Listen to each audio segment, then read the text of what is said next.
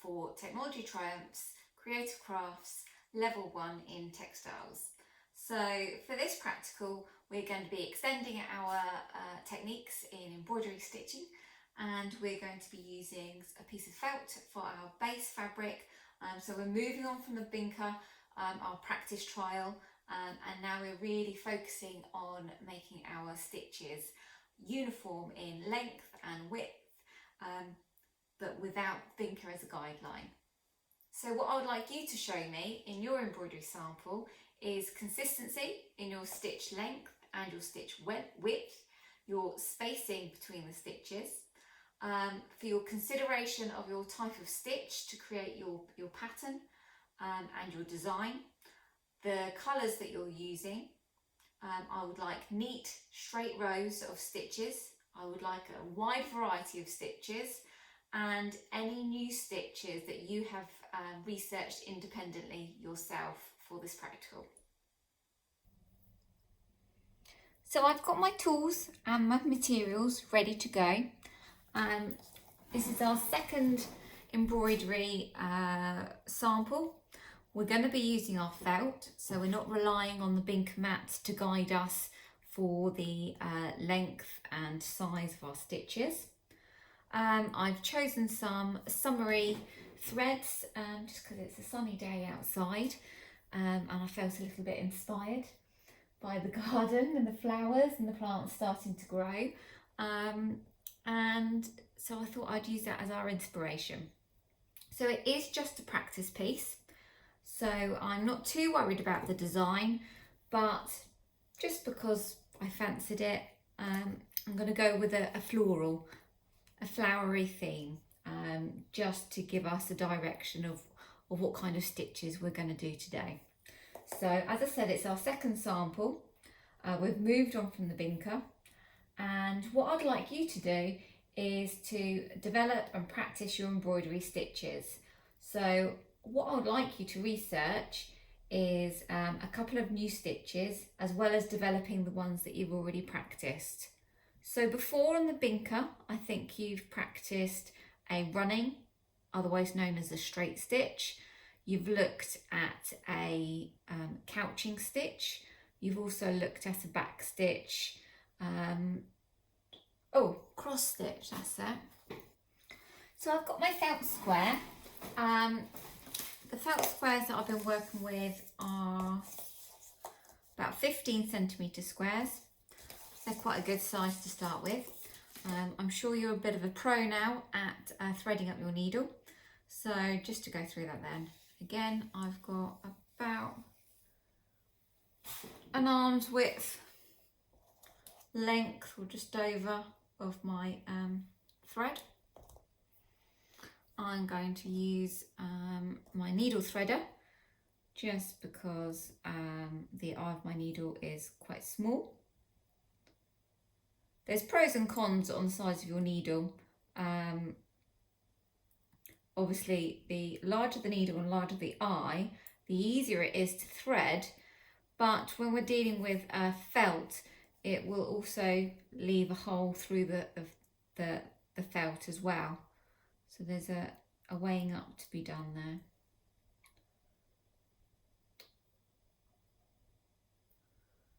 So I've just threaded my thread through the extended eye of the needle. I'm going to hold onto that piece tight and just wiggle it through, and I've pulled that now through the eye of the needle and just remove my threader. So as we said, we're practicing our stitches and using this felt rather than the binker now. I've got a pencil because I'm just going to mark lightly a design on the felt. If you've got a tailor's chalk or a tailor's pencil, you can use that. Pencil here is just fine, as it's a practice, and as we're going to be using quite a thick embroidery thread over the pencil line, it's going to hide that. But if you had a tailor's pencil or a tailor's chalk, the pros of that is that it rubs away quite easily. So what I'm going to do is I'm going to draw a little border around my felt. Again, when you're doing this, you can do whatever design you want. This is your practice piece. So I would love to see loads of different designs. So there's my border. I'm going to start off stitching. I think the first stitch I'm going to do is perhaps a chain stitch. So I'm going to start right in the corner. You can see how I'm just trying to find the best place. It takes several attempts, even for me, just to lightly press the needle in and see where it's going to come up until I go, yeah, that's the right place. And then I can pull that through. Again, I tend to pull the thread, try not to get too tangled up, through my fingers. It just acts as a little bit of resistance. So I'm not pulling the thread all the way through the fabric to start off with. Okay, so I'm leaving a little bit of a tail and I'm just holding on that onto the back while I'm doing my stitches so that it doesn't pull straight through. Now I'm going to go straight back right next to it as close as possible without being the exact same hole, right next to it. I'm just going to pull that, and while I'm pulling that through, I'm making quite a large loop. That is going to be my chain, okay? Doesn't matter at this stage how large your loop is. Now you're going to determine the size of your loop where you place your needle through the fabric next. So, and we want all of these to be the same stitch length. Okay, and that's what makes it look a bit more professional. That's a little bit big, so let's make all our, I'm going to practice doing quite a small chain. So now I've got my needle through the fabric, I'm just going to go back to the tail, the back of the fabric, and just pull that gently to make my loop. Okay.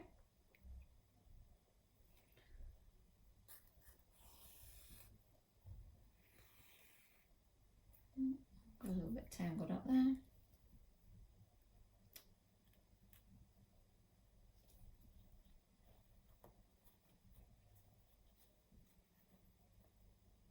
There we go.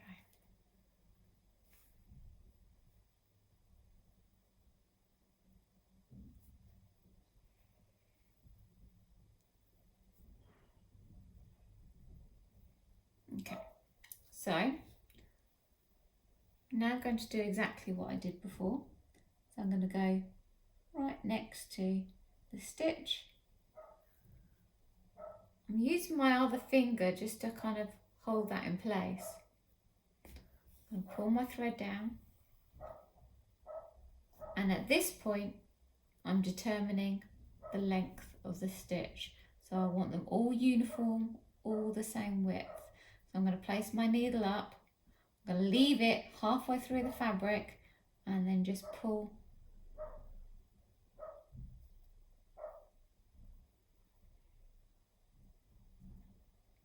Now I've got quite a stretched loop there. You can have it a little bit looser if you wish, if you want it to make more of an oval shape, more of a chain.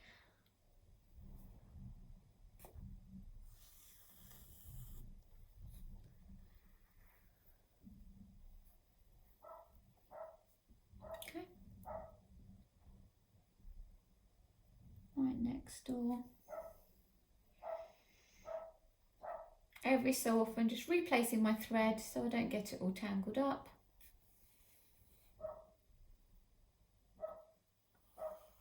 And there's my puppy who would like to come in.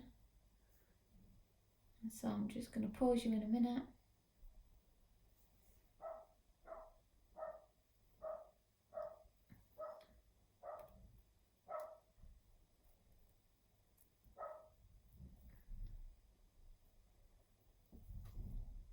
And then giving it a little pull.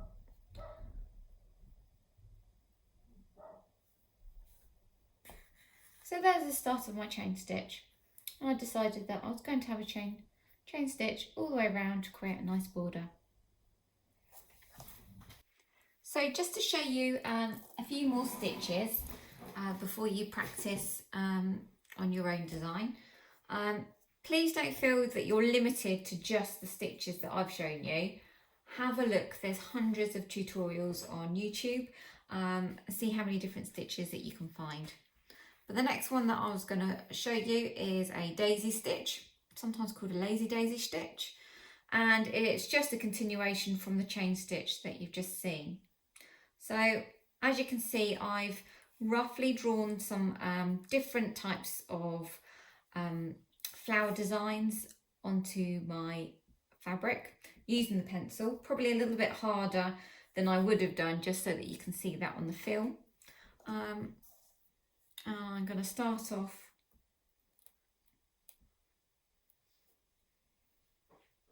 from the back, always start from the back, bring it from the back to the front, through my fingers, have a little peek, make sure I'm not pulling it all the way through. And I'm just going to make quite a large loop.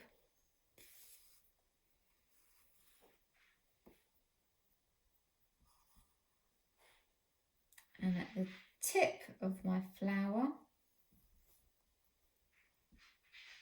I'm going to make sure that my needle's right at the tip of the flower. Oh, I lost it again. And then I'm going to place my thread around it. So making sure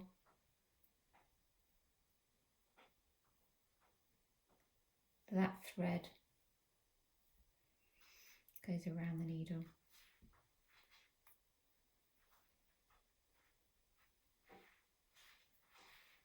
Okay. Pull my needle through, and I've got caught up with hundreds of threads at the back.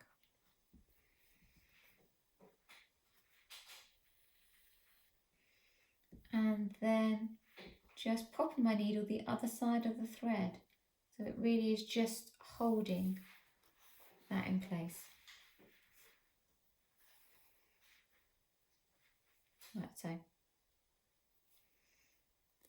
I'll do another one over here.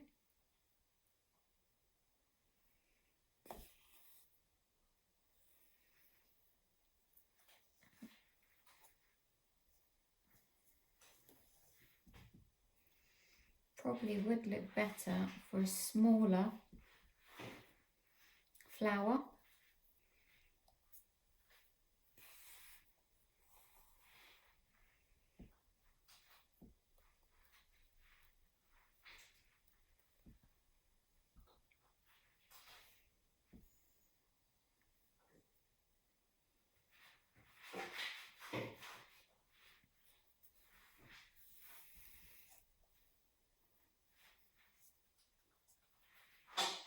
And what I might do is, in a different colour, do some daisy stitches in between.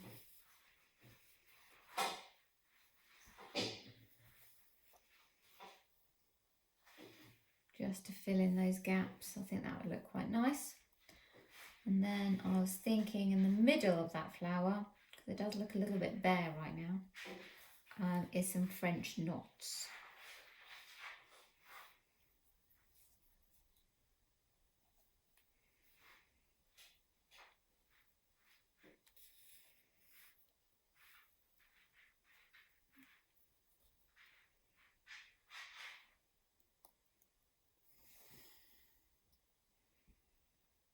Make sure that's wrapped around.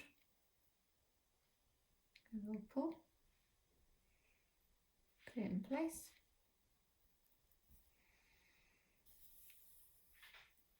And then a stitch the other side of the thread,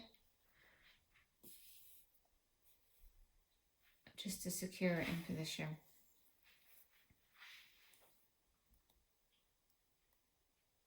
I don't like that first one. I'm sure you'll take your time over yours and make sure that it looks really nice.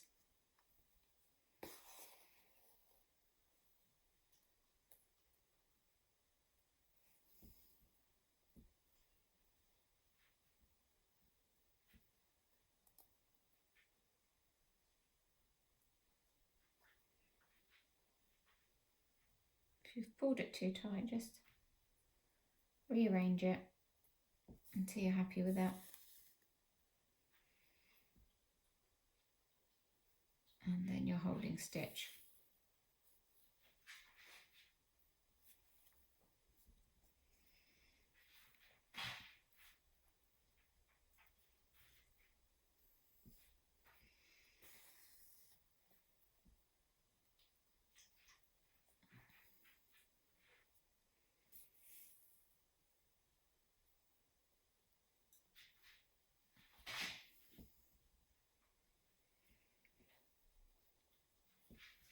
See, I've pulled that too tight, so I'm just using my nail just to adjust it.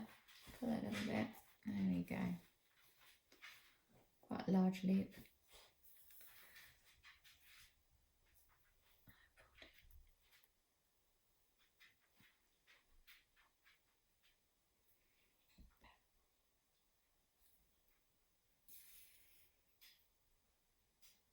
There we go. So I'm going to do some different threads either side, and then I'm just going to show you a French knot. So I'm placing my needle on the top side of the fabric.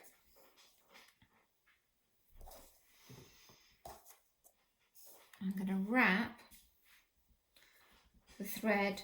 I'm going to hold the thread quite close to where the base of the fabric is.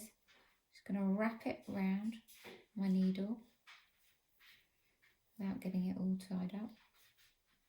2, 3, 4. And then I'm going to put my needle back through where it came from and pull that.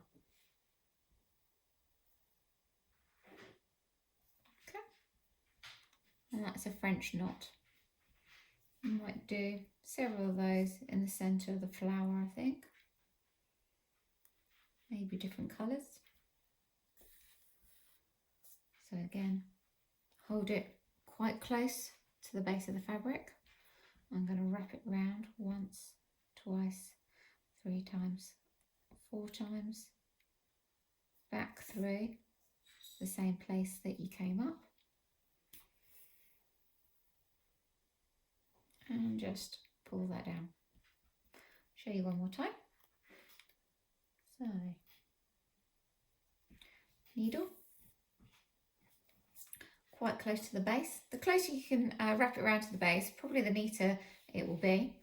I'm going to wrap it around once, twice. You can wrap it around however many times you'd like and experiment what that does to the stitch. What does it look like? What effect does it create? But I wanted the ones in this flower to be all uniform. And then pull. So I've got 3 little French knots there. So that's another stitch. We've got a chain stitch, we've got a daisy stitch and a French knot. And then I was going to show you a satin stitch. So I'm just going to rethread my needle.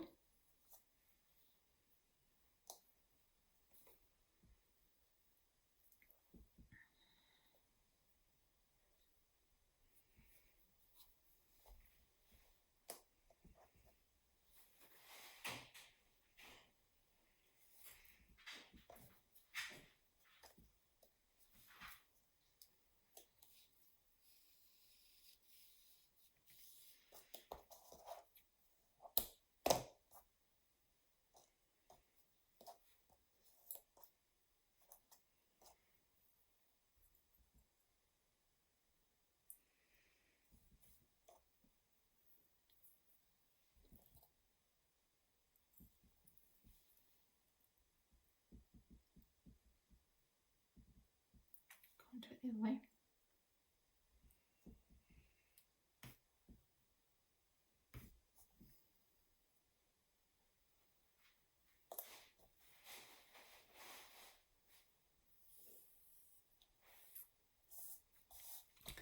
So a satin stitch is a long stitch, and it's quite good for blocking whole areas for colour. Okay, remembering that the straight stitch, running stitch and back stitch are all quite good for outlining areas, and you can always mix your stitches together. So for example, on this flower I might use a satin stitch in this light pink colour and then do a back stitch once I've finished to create a nice neat edge around the outside. So with the satin stitch, we really want to go along in the same direction, okay? So imaginary lines going across the area that you want to stitch.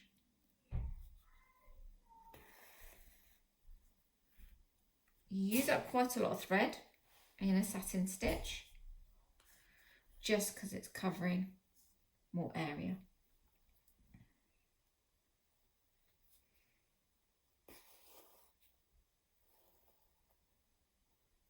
So I'm just going to go each time I'm following the curve of my flower petal. So that's why each one's going to get slightly longer, because my diagonal line is going to be longer. And I'm trying to cover the whole area as if we're colouring it in with a marker pen, but in super straight lines.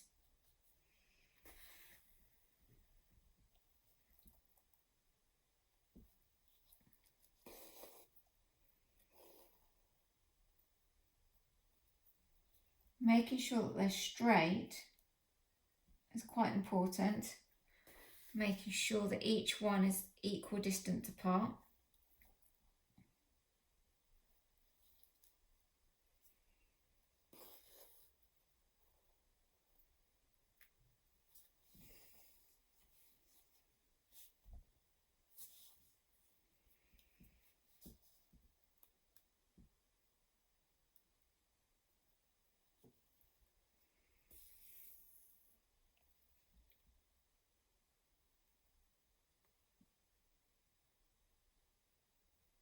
I'm stitching in loops here, so where I start my stitches have all been the same. But if I wanted to save a little bit of thread, where I end my stitch,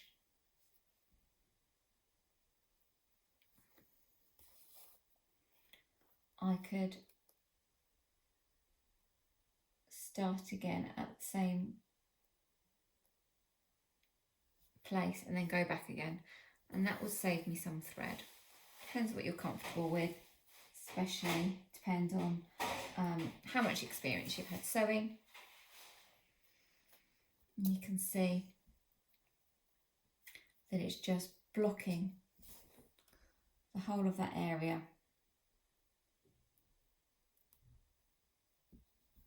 with the thread. My stitches are getting longer and longer.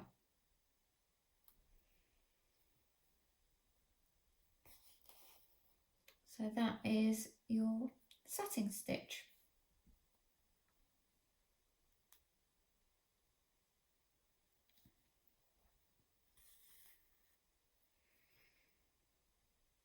So I'll probably take a photograph of that afterwards once I've done a little bit more.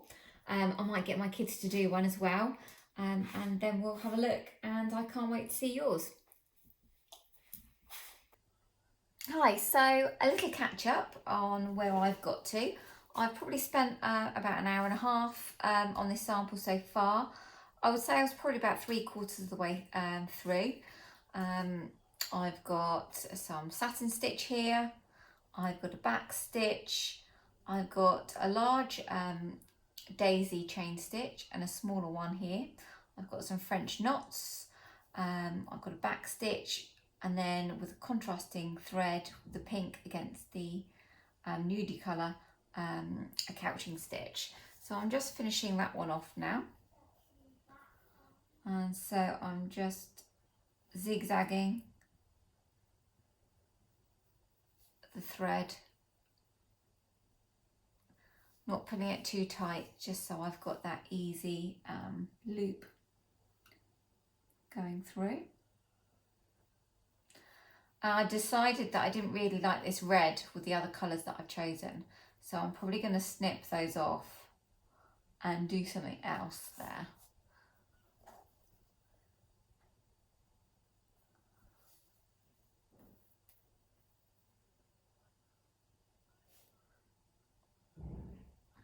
Okay,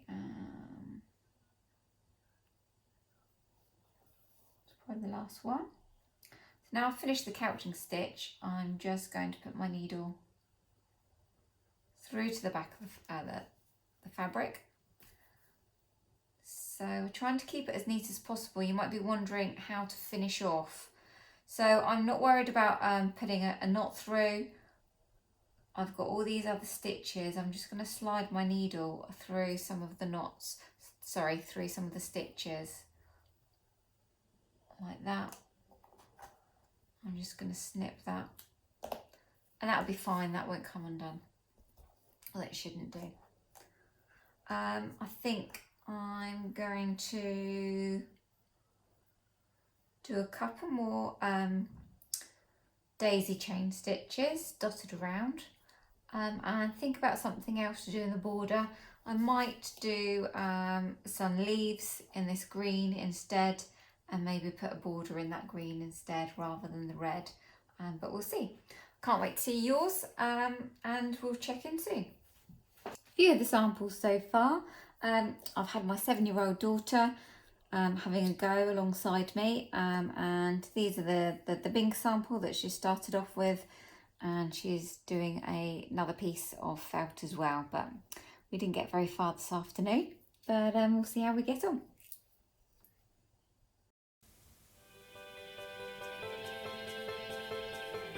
Now complete your practical task 2 and answer questions 11 to 16 in your workbook.